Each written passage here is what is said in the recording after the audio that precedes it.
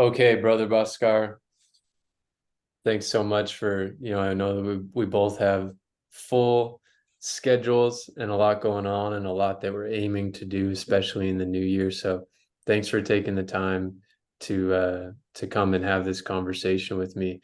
I was prompted to want to, say, hey, after our previous call, to say, hey, brother, can we schedule another time? Because what you just shared with me was really profound, really amazing. I thought the way you shared it was so concise and powerful and really inspiring. So I just want to let you know that I really appreciate and honor the genius and the wisdom and the spiritual depth that you embody and you hold. And I really want others to experience and benefit from that as well. And I also want to I always love opportunities to dive in with you more. So, for anyone who's watching this live on Facebook, or if you're watching this on YouTube later, Bhaskar Goswami is my brother. We've met each other, we've connected now. I've said, where have you been all my life? How are we just meeting now? But I'm so glad we met each other originally through the Accelerated Evolution Master Coach program, diving deep there into accelerated evolution methodologies. And naturally, whenever you so to say, get on the mats in jiu-jitsu or get on the mats in any training room, what ends up happening is a deep connection gets developed. You start talking about things, that are outside of the exact training that we're doing. And so we've connected deeply. And I've learned so much from you around yoga and your path and the depth of expertise you bring in that area and just consciousness in general. I know that you're a profound coach and mentor to many people as well, individuals and to companies and teams. And you're just doing a lot of amazing work in the world on a daily basis. And so I really admire and appreciate that about you. And I'd love to just hear anything that's in your heart to share as you and I dive in and connect here for the next 45 minutes or so.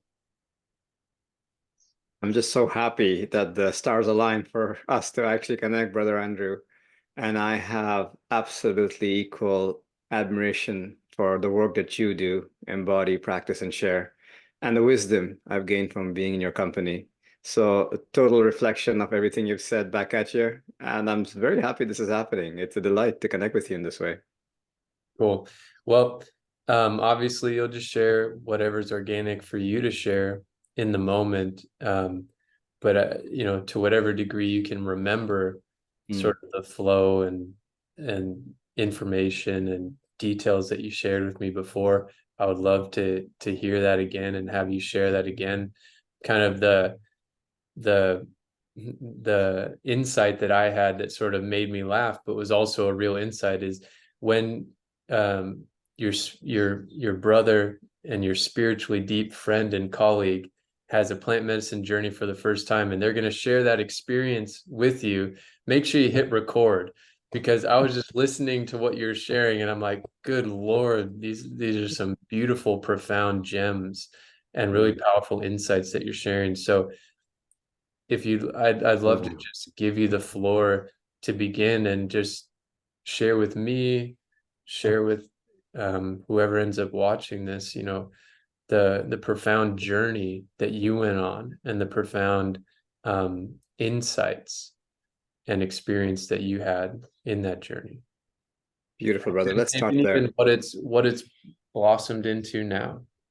Thank you, and what's alive? Yes, let's start where we last left off because we had connected about 3, 4 days after I did this first epic plant medicine journey with my dear friend in the forest. And I was still sort of in that state experience of what I just, witnessed and came through. And what I described to you was like it was like being in a time capsule almost, like being a being inside a photon of light traveling through infinite space, or even beyond space and time was the feeling I had, and just looking at reality from the perspective of a photon was how I remember the experience being. It was quite something. And the biggest message I got out of that for myself was I had a deeper understanding and appreciation for the word faith. A backstory, I didn't really resonate with the word faith. It kind of felt weak to me. It kind of felt like a crutch to lean on because for whatever reason, you are wobbly from uncertainty or lack of knowledge or some kind of doubt. And it just kind of felt weak to me. You either know or you don't know. Why do you need faith? So just simply claim you know or you don't know. So I just had this deep, deep appreciation for what this word faith truly meant from that experience. And if I may, I can kind of dive into that and we can just take it wherever it goes. Yeah, that'd be awesome. Yeah. So at the same time, I was reading certain books. I'm no expert at all, just an enthusiastic layperson on some of the cutting edge science that's out there regarding, how we got here, who we are, and what's our place and where we're going, that kind of stuff from a more scientific perspective.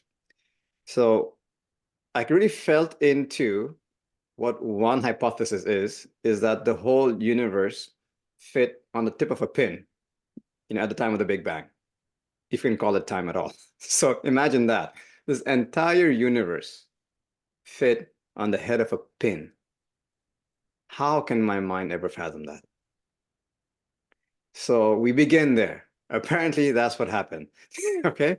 And, using certain concepts around quantum physics and advanced mathematics and algorithms and so on, and studying background waves in the universe, scientists have determined it pretty much goes back around 14 or so billion years. In that sort of linear time frame, there was this massive event called the Big Bang, and a huge, huge amount of energy was released. And now science can determine exactly how much energy was released during the Big Bang. So I looked into this, and the understanding is that if that energy was slightly more, the whole thing would be just dust and rubble. There wouldn't be enough time to form planets and solar systems and galaxies and so on. If it was slightly less, the whole thing would implode into a black hole. So this conversation would not be happening. So how precise did that energy have to be? And I actually have written down over here, it says the energy of the Big Bang could not vary by even 1 part in 10 to the power of 120. So we're talking about 1 divided by like 120 zeros. I don't know if you can see that, right? It's a lot of zeros. That's how precise the energy of the Big Bang had to be for this moment to take place. One scientist said it's like the probability of a hurricane going through a junkyard and leaving behind a perfect Boeing 747 airplane. That's how likely it is that that energy was completely random, right?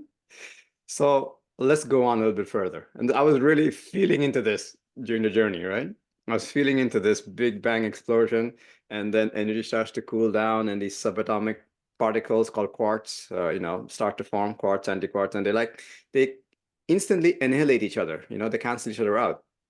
It cools down even more, and the particles get slightly bigger, called hadrons. And now these particles and antiparticles start bouncing off each other, positive, negative charge, again, annihilating each other instantly. For some reason unknown to science, for every 10 billion antiparticles, there were 10 billion and one particles.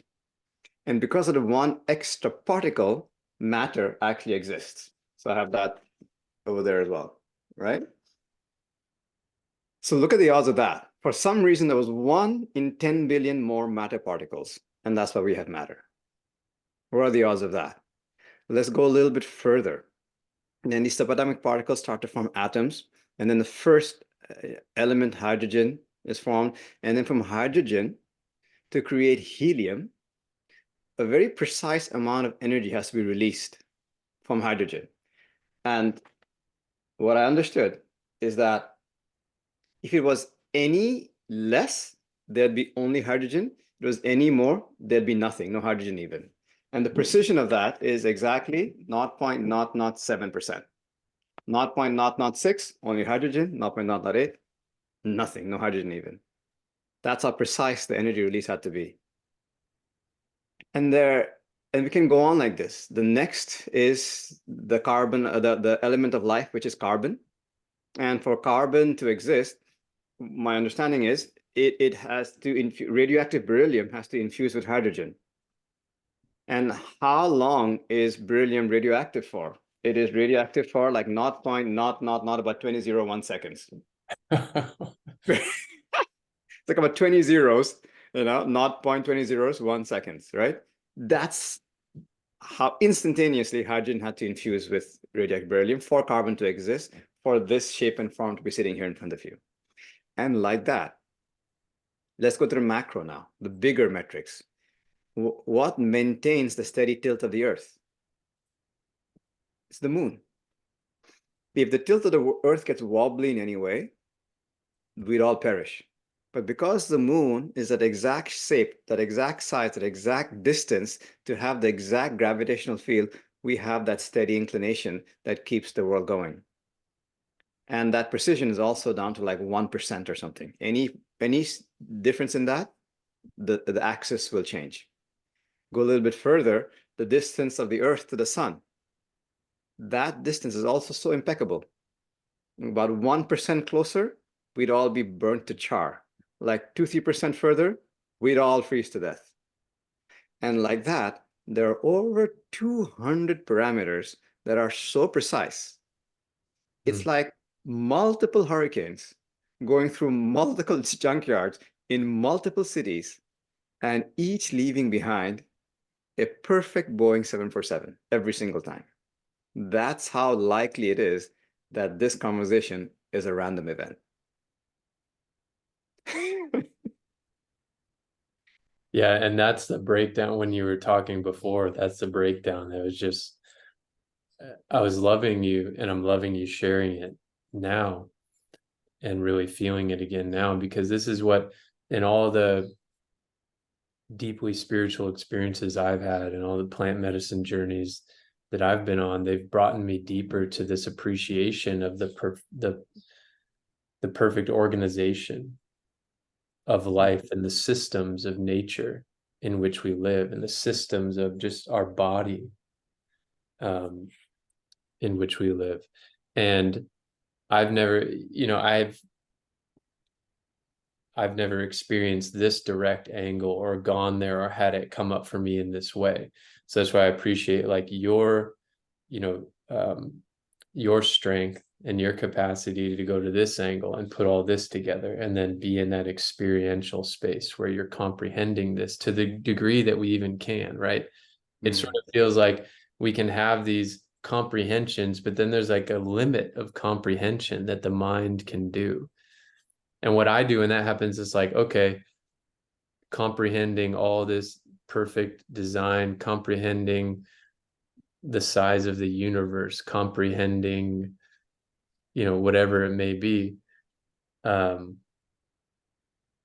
a limit that my mind can go to. And then I just drop into feeling and stop trying to think about it too hard, which then I feel allows me to be even more in this depth of union and faith, as you're describing this Yeah. where it's like, I don't know something in particular, but I also don't not know because I'm connected. I feel it. I'm here. I'm in this faith in oneness and union and the organization of the reality, the divine, incredible orchestration and organization of the reality in which we live. And I think it just adds more, it's like validity, but it's not like I feel like I'm sitting here needing validity, but it's a cool feeling to experience and hear what you're saying, because it does feel like it adds this validity to the perspective of the organization, and it adds this deeper resonance when we have these scientific numbers to um, sort of combine with the other experiential Yeah. knowledge that we seek to have. I was literally in the perspective of a photon when it happened. From a perspective of a photon, there is no past, present, future. It's a photon's always in the now. So it was like a perspective outside the space-time continuum almost, just for a brief glimpse. Mm, You just felt into this, what I would call a divine symmetry of life that mm, is so precise, yeah. precise to one in one to the power of 120 precise. That's so precise. And to feel that this moment is in that divine precision. So we go into faith. How can this tiny brain possibly conceive the entire universe being on a head of a pin? What is it, 100, 120 IQ max?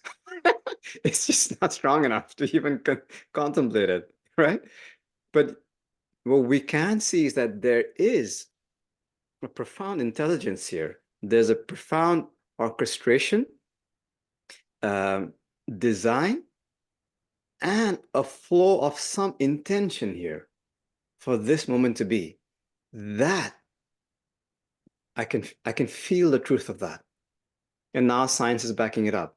So what faith to me is like, I don't know what's going to happen next, yet I have faith in that sacred geometry, the Mm, same geometry that's making this heart beat, that's making the blood flow, and that's allowing me to connect with you.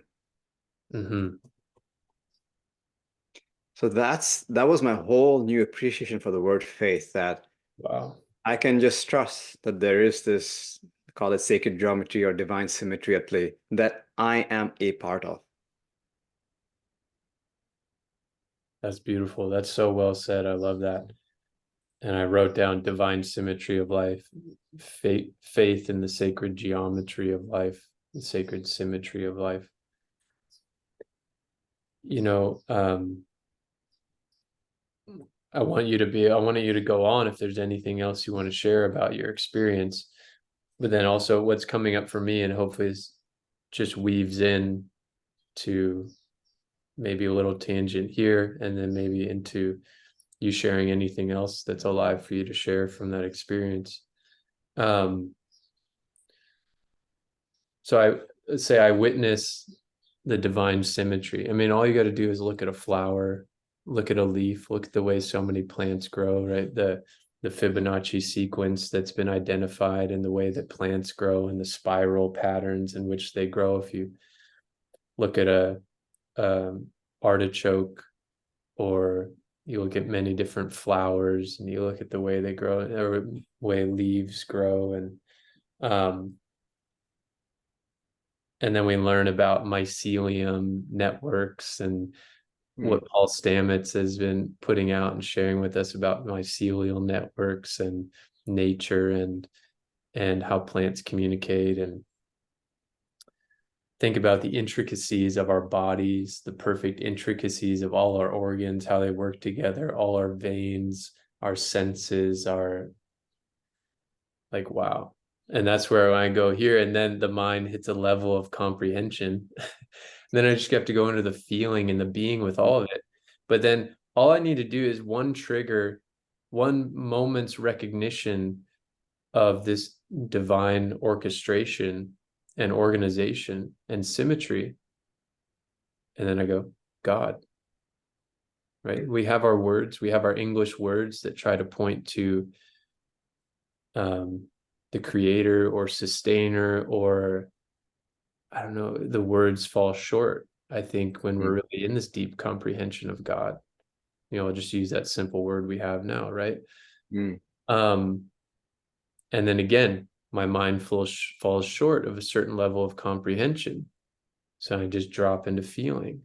And in that feeling, I don't have some knowing answer of what, who, how God is, but I do have a feeling of that union and that connection and that depth of gratitude, appreciation, love, life. Um, there's the faith. And the faith is not only being willing to sit with the mystery, to see the recognition of the perfection around us, and then to also sit with the mystery, but it's like I think it's experiential. It's a direct experience. It's not like I have to use willpower to have faith despite not having some kind of rational proof or knowledge. It's like, no, I just do. And I Yeah. think that that's what really lights me up. That's what gives me chills. That's what makes me feel um, free, connected, loved, alive, a part of the wholeness of life and a sense of wholeness within myself. Um, so I think that's like, in essence, like going to this feeling and this connection and this, what I feel is so beneficial when we have a world where so many people are often chasing for things, chasing for love, chasing for freedom, chasing for power, chasing whatever validation, all these things, feeling alone, feeling unhealthy, feeling, my aim in what I do, and I think, you might say it in your own words, but I think a shared aim in what we do in our body of work and the practices we bring forth and the sessions that we do and the retreat experiences that we facilitate is to help people in their own genuine way come to this direct experience of truth, of the union that we all exist in, Mhm. and a divine, profound, and so simple organization and perfection of symmetry in which we live. And, what I see is like all this, what you're describing, you're saying this minute, if this was off, if that energy of that Big Bang or the energy of the, did you say hydrogen? Yeah, hydrogen to helium. Yeah, Helium, if any of it's off a little bit, we don't have existence essentially, or the existence that we know at this moment. And for me, that doesn't necessarily point to there's this tiny probability of us existing. So what a random event. What it just points to is that metaphorically, there is a conscious hand that Mhm. constructed it from the place of eternal being, knowledge, and everything that's beyond any word I can use. Yeah. That's what we're existing in. We're actually existing in all that is. And it's designed with this perfected consciousness. How does this impact you and me, a viewer, a listener? The impact that it had on me. I saw a meme a while ago, which is relax, nothing's under your control. So when I don't know how it's working. I don't know how it started. I don't know how the pin exploded. I have no idea. I don't know. My tiny brain doesn't know. What I do know is that there is this profound intelligence and orchestration at play. I I can trust that. And when I trust that, I can relax. There is so much anxiety and upheaval in the world. So this simple insight has such deep reaching and profound implications. It's an invitation to relax, enjoy the show. Mm. There is a beautiful symmetry at play. Beyond your ideas and opinions, there's a beautiful symmetry at play. So it just allows me to sit back in witness consciousness and enjoy the show called Bhaskar and all that comes with it. So the invitation is really a deep sense of relaxation, sitting in with that comes with this kind of faith. All right, I can relax. There's a divine symmetry at play. Cool. Let's enjoy the show. So at the very least, it's an invitation to put down our stresses and worries about what's going to happen next. We're living in turbulent times, the so-called meta crisis and so on. Can we even sit in that and trust the symmetry of life? Mm. And I think, I love that, what you're saying there. And somebody to do a little devil's advocate. It's like, what? I'm miserable right now. There's all this crazy shit going on, people being killed, whatever. I've experienced this abuse. I've experienced this, all these things that require heartfelt tending and support and all of this, absolutely. But if you're sitting in a really difficult place and it's hard to just do what you're saying, sit back and just trust. One, that's why we do what we do, to give people containers to be supported and do that, get to that place. But two, I think what that allows to actually get to that place in a genuine way, not just in a conjured or forced way because you feel like it's a good idea and you should, but if you can get to that genuine place where you can sit back, trust.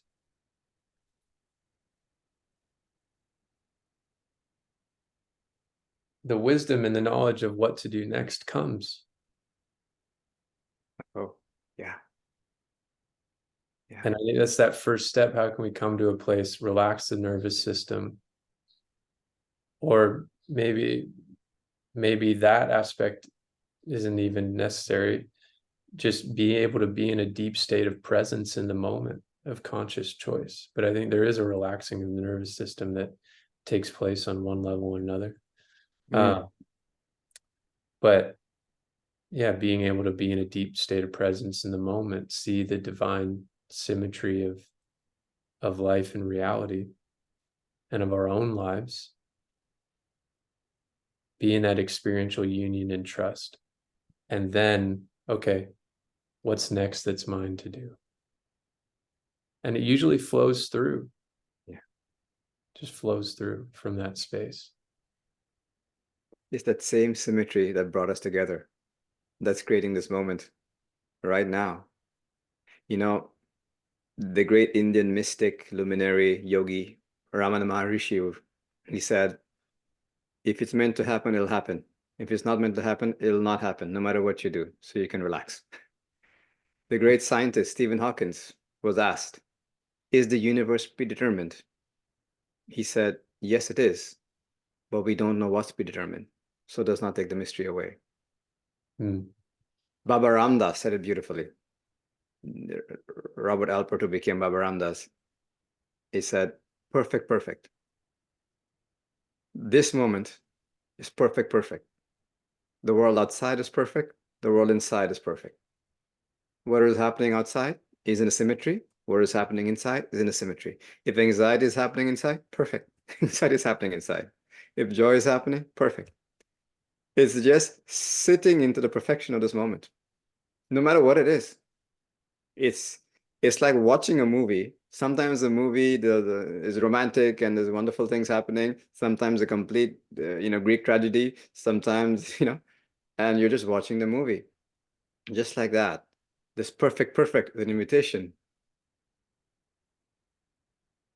I just felt also the sheer privilege of experiencing what we're calling existence, just for a few more breaths.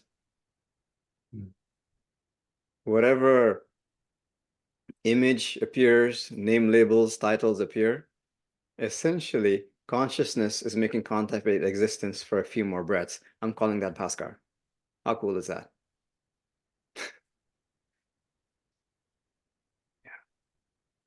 Yeah. Is there anything else that you'd like to share about your experience that's kind of relevant to what we're connecting about, or anything else that you felt was amazing, beneficial, awesome? I don't go looking for these experiences. It showed up, and someone who is interested in mind sciences, I felt it was appropriate. The scene setting was conducive. So I experienced this, and it was like a portal into another dimensional reality that my conditioned conscious mind didn't have access to.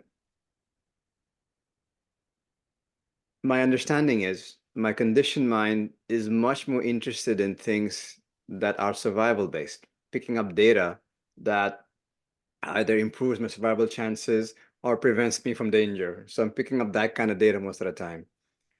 my experience was that it kind of diminished that side of me. So I had access to something grander, just like a peek, through the curtains of the movie. Oh, that's what it looks like in the green room, kind of a thing. So, does it matter? Did it change anything?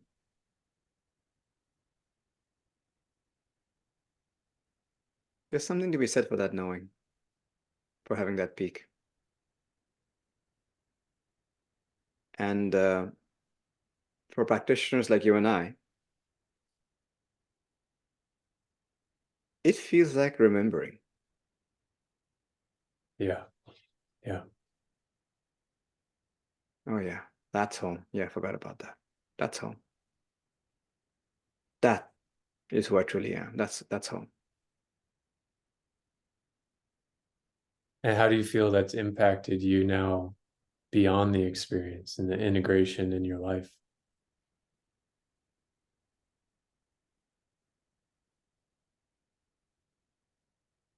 A heightened sense of appreciation, a loosening of the grip, um, a greater enjoyment of the story, and heightened faith. Mm. This clinging mind that wants control and certainty is able to relax a little bit. And like you said, when that clinging mind relaxes, we're much more attuned to the isness of that moment. And one thing from our coaching practice is with content that is contextual spontaneously arises. Mm-hmm. So there is a much deeper resonance with what's happening. At the same time, the dissonance is perfect too.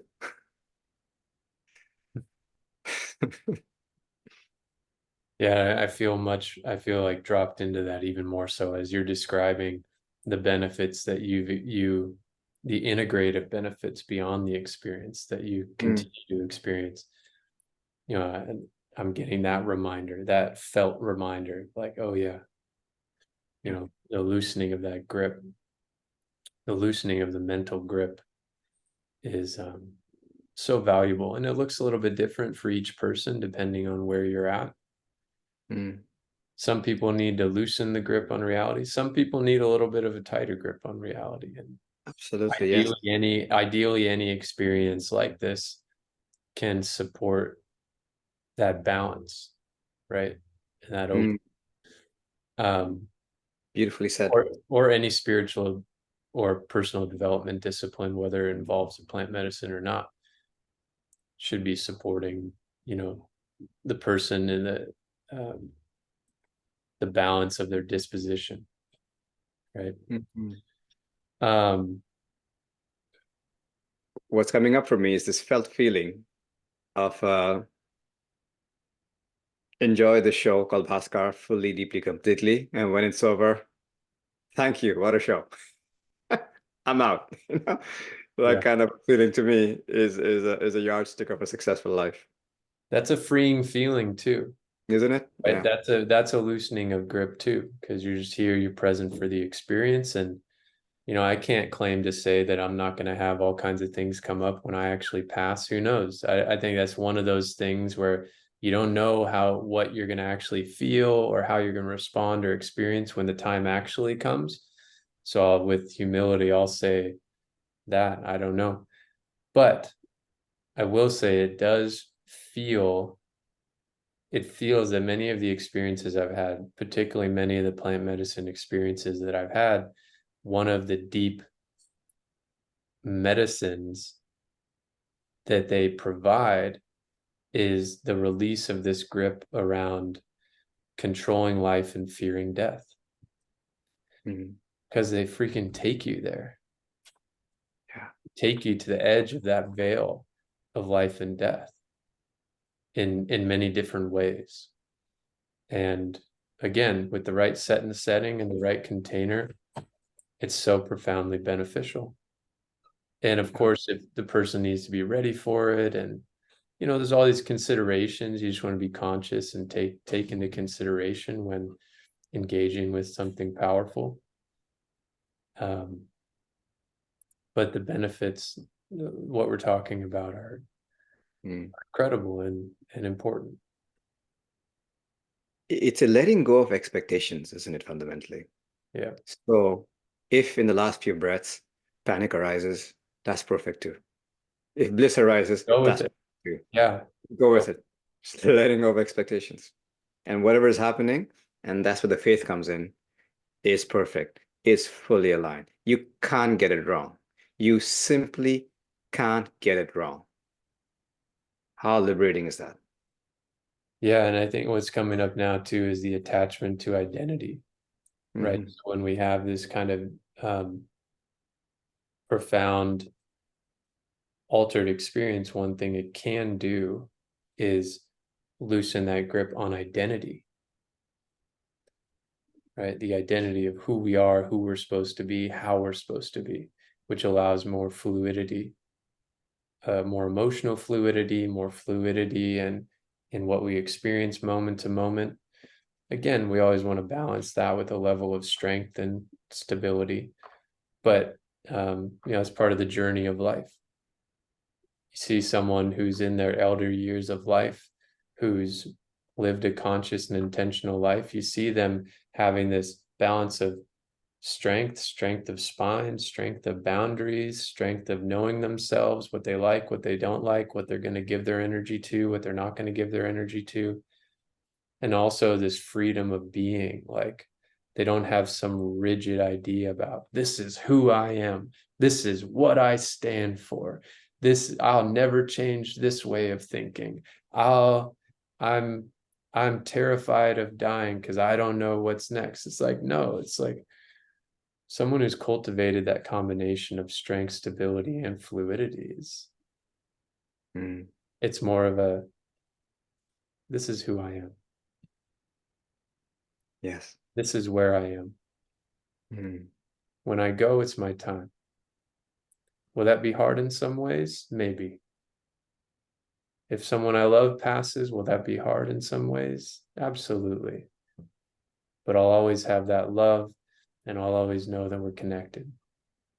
And I'll always know that I'm part of this eternal existence.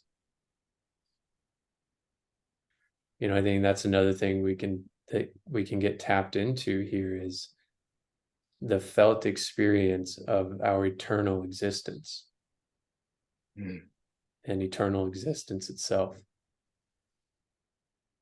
David Data has I see that, I'll share one more piece. Go ahead, please. Absolutely. Take your time. Yeah. David Data in his book, Way of the Superior Man, my favorite chapter is always hold to your deepest realization. And it starts out by saying, eternity must be a man's home, moment by moment.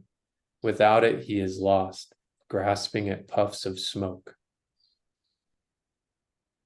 And he goes on to say, this has to be at the core of, he's speaking mainly to men, but of course we could apply this to anyone in their own ways. The direct experience of truth around the eternal nature of who we are, if we want to really experience the freedom and love that we want, must be at the core of our attention, intention, and life experience.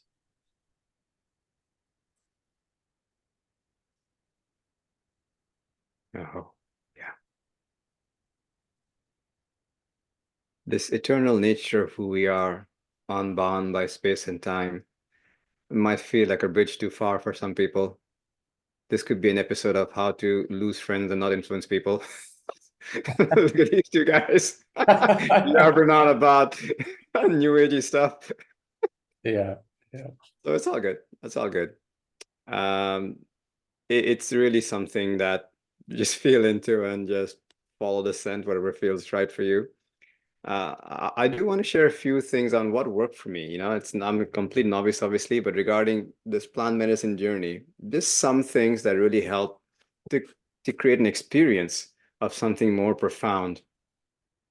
Because these things can be taken recreationally or in distracted ways. So just a quick few is like etiquette that really help in my experience. As our teaching says, noble entry, noble practice, noble exit. So the scene and setting I find was perfect. There was full trust in my brother and friend who I shared this experience with, full trust. There was a sacred entry into the practice. There was noble intention, which to me was show me a deeper reality, or whatever that might be, whatever you're walking in there with, teach me about life, whatever the intention is, to hold a noble intention as we enter into something like this. There's an innocence and letting go of allowing the medicine and trusting it to do its thing. And again, the noble exit as well of just conscious integration and reflection on how it impacts the journey forward. So these are certain things that can really help get the most out of anybody who is considering going on plant medicine journeys. Thanks for sharing that. Yeah. Anything else to share about that experience to feel complete with that at the moment? I think that it wasn't a lot, and it was a lot said. You know, sometimes words can simply ruin it. It was really about faith, Yeah. resting in faith, enjoying the show, and you can't get it wrong. Well, thanks for being willing to share about that. I really felt inspired and motivated to get a recorded conversation up. And yeah, I just felt, like this conversation could benefit or pique interest of other people as well. I've really loved my connections with you, and I also want to share, share the wisdom and the perspectives that you hold with others. And I really appreciate that. What are you working on now? What are you focused on now in your practice, your offerings? What do you have going on? Emanation of self-love, as always. Start with loving this avatar and all that comes with it. All the aches and pains and ups and downs and heroes and zeros, just falling in love with the whole Bhaskar show and just letting that love do its thing is the real answer. And that shows up in terms of workshops and retreats and deep dives with people, all that stuff. But really, it's just a heart-to-heart connection. And for me, wherever I am, it's just falling in love with the highest version of that moment. Beautiful. Love it, man. Well, I've got I know you're often doing a number of retreats each year. I've got my first retreat of the year coming up this Saturday, and So good. we got a full group of men. I love it, man. Set the goal to have 10 men, and we got it. We got the goal, and I'm just feeling really grateful, really excited. All these men are coming out on Saturday, and it's going to be a deep dive, full week, just awesome experience. So I'm kind of just sitting on the edge of that, where I feel like, just the process of organizing, everything that goes into organizing and filling a retreat is really a journey in and of itself. It's like it's quite a journey in and of itself, full of challenges and synchronicities and, awesome moments and rough moments and all of it. Right. And so I feel like I'm coming to the end of the journey to the journey. So it's just about to begin here. I feel like pulling something up here because I reflected on this and I'm going to dive into this. I sat in meditation this weekend and I sat with the instruction, tell me what love is. Just tell me what love is. And I downloaded something which is very pertinent to what you're doing. My brothers, I love how I can be myself with you. Each of you, and there are many, inspire me so much. I truly, truly, truly, truly would not be anywhere near the man I've become if it wasn't for you all. Mm. There is nothing that lights me up more than a strong brotherhood because I can relate to this even more. I know how hard it is to do good in this world and to be a total class act day in, day out as a man in this world.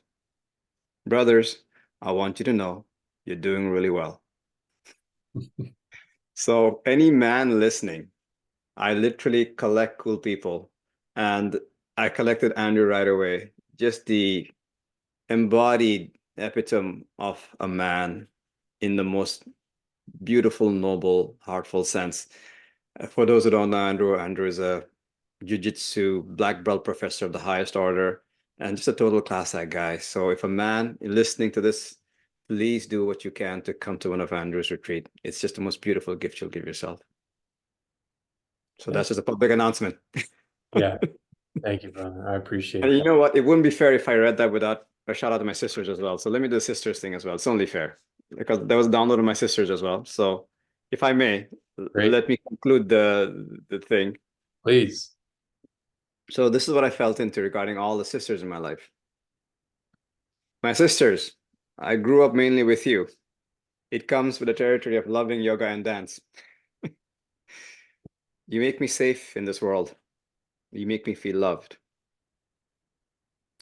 To me, it is so clear that you are so much more attuned to love. Thank you, thank you, thank you. Mm. The beauty of your loving expressions is what the world needs most now. Mm. I'm here to serve and appreciate you and this global awakening. You can count on me. Mm. And both of those you wrote, or they came? And a lot more. It's a lot more. It was a complete download. I got pages and pages, but those just came alive for me right now as you were speaking. That was beautiful. Thank you for sharing that. Could you send me the men's one? Because actually, that might be a great thing to share, like towards the end of the experience. So if you don't mind sending that to me, and I'll quote you. Quote the source, wherever it came from. I wasn't even there. Yeah. Well, sure, I'll pass it on to you. My Thanks. pleasure. And then next month, you're coming out to the Big Island. We get to be on the Big Island together for our master coach retreat Mhm. as well. So I'm feeling really grateful, just feeling like along with myself and those who I'm closest with, starting 2024 off in a good, strong way. Got several retreats coming up over the first half of this year, and I'm grateful this is what we get to do. You know, we get to just continue to grow in our own lives and impact other people's lives in profound ways. Um, it's always such a rich experience to have our whole master coach, our accelerated evolution master coach group out here on the Big Island. To have Satyan and Suzanne lead us in the way that they do in the magic and the synchronicities here. So grateful to be on this incredible Big Island of Hawaii. Really special place. I feel privileged to be, and grateful to be. So it's gonna be awesome because I think I'm the one picking you up from the airport. Yeah, so it's gonna be awesome to pick you First up person I mean. and Yeah. welcome you out here and share that with you. Maybe I just want to share a few words around that. We talked about how, sitting back and enjoying the Bhaskar story. The Bhaskar story took a complete mythical turn when I met Satya and Suzanne and the whole Warrior Sage community. It's just so mythical. It is so profound. It's so powerful, wise, loving. And again, another from my heart celebration to what's happening between amongst us, and invitation for people to also check out the Warrior Sage community. Oh, yeah, and there's a Warrior Sage community Facebook page as well. If anyone want to just go check that out and click that you want to join the community there. Bhaskar, if anybody felt really moved by your presence and the words that you shared and they wanted to connect directly with you, how would they do that? Very easy. And my name is on the screen, bhaskargoswami.com, and there's a contact page. So if anything people want to dive into or just look at together, it'd be a pleasure. Awesome, brother. Thanks so much again for being willing to share your experience and share your insights and make time with me here. I love you. I'm so excited to see you in person next month, and I hope you have a wonderful rest of your day. I love you too. Thank you. All right, brother. Talk to you soon. Talk soon.